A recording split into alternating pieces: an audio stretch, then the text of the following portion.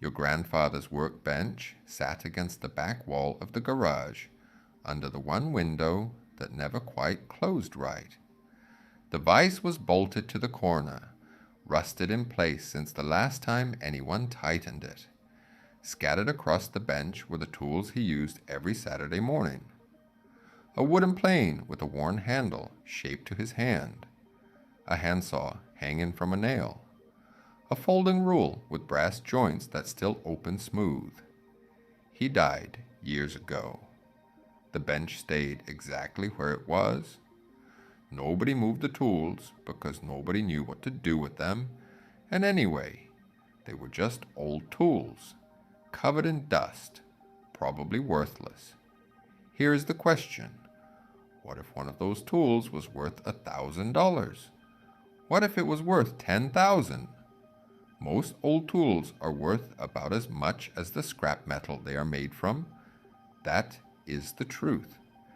The typical handsaw hanging in a garage right now is worth $5 at a yard sale. And even that is optimistic. But a tiny fraction of the tools that look identical to those $5 junkers are quietly worth hundreds, sometimes thousands, and in at least one documented case, over $100,000.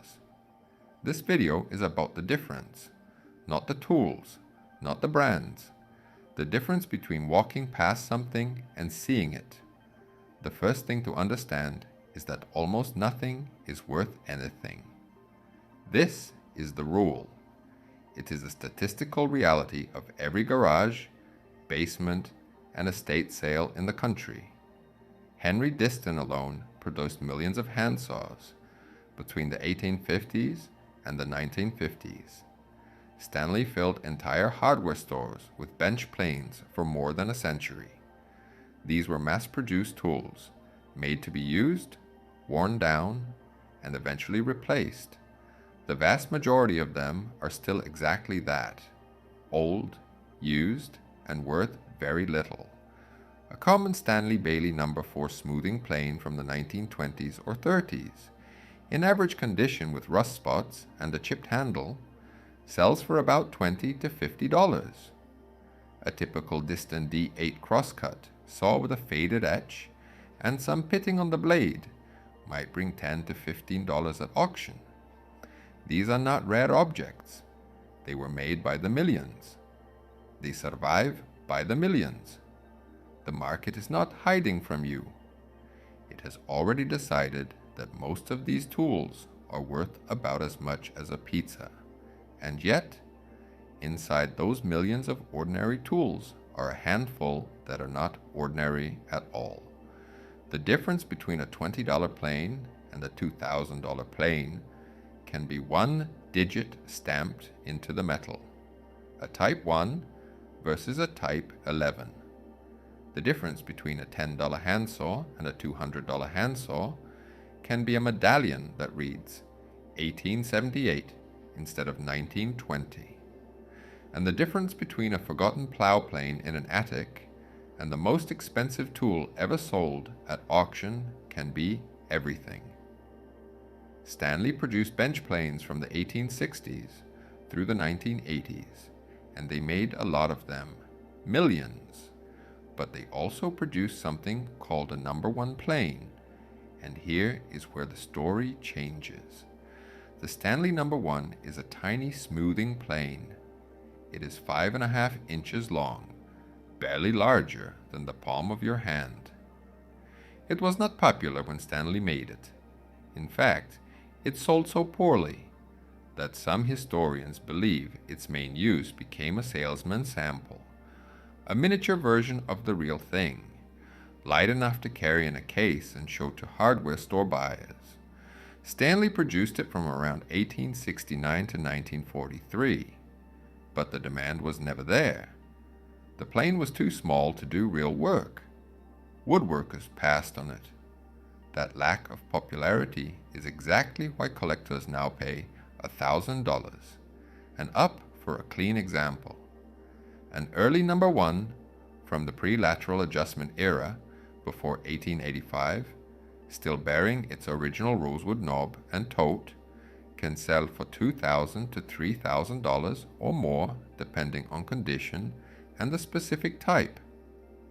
The number 2 plane, slightly larger at 7 inches and also discontinued early, tells a similar story, with collector-grade examples selling in the hundreds. These were the planes nobody wanted. Now, they are the planes collectors fight over. The lesson is not that Stanley planes are valuable.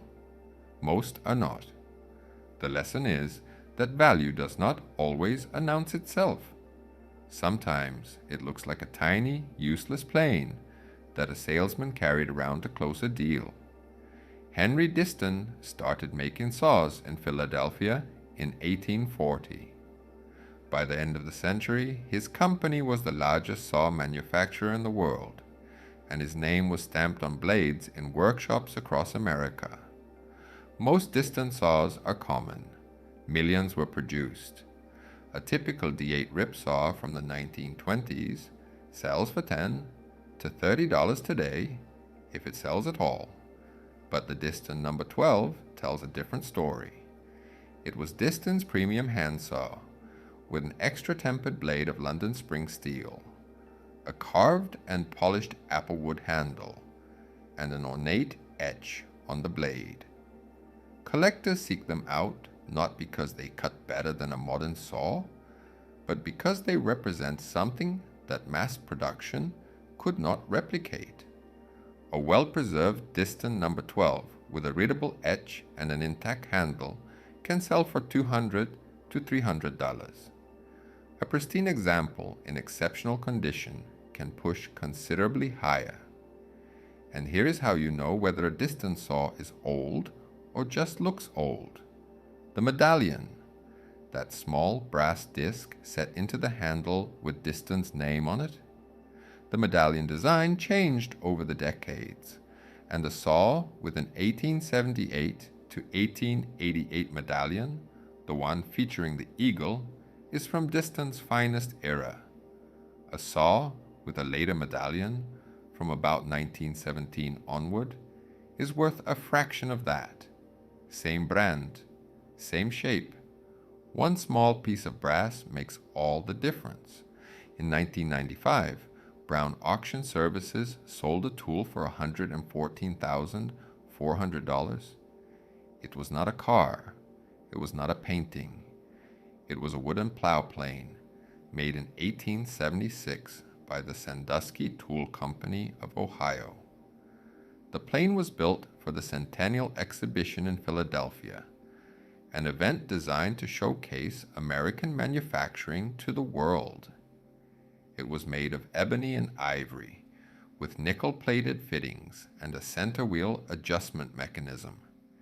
It was the kind of object that was never meant to be used. It was meant to be admired, and Sandusky made it as a one-of-a-kind showpiece, an exhibition piece, not something carpenters bought off a shelf. That one sale still stands as the record for any antique tool sold at auction. $114,000 for something that most people would walk past at a flea market without slowing down. Is that typical? No, it is the far extreme, the documented ceiling, the 1 in a million find that every collector knows about and nobody expects to replicate. But it happened. The plane was real.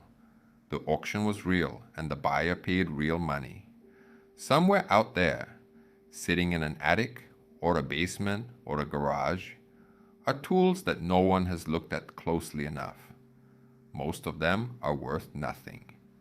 A few of them are worth more than the car you parked next to them. And the difference is not always obvious. The pattern by now should be familiar. The number 1 plane that nobody wanted.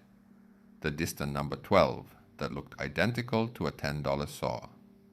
The Sandusky plow plane that cost more than a house. In every case, value was hiding in something that most people had already decided was worthless. This is the Money Fells thesis. Real value does not announce itself. It sits in the garage while people walk past it. it collects dust on a workbench, while a family debates whether to throw everything in a dumpster. The people who find these things are not luckier than you. They are paying attention to something you stop seeing. Tools are not the point.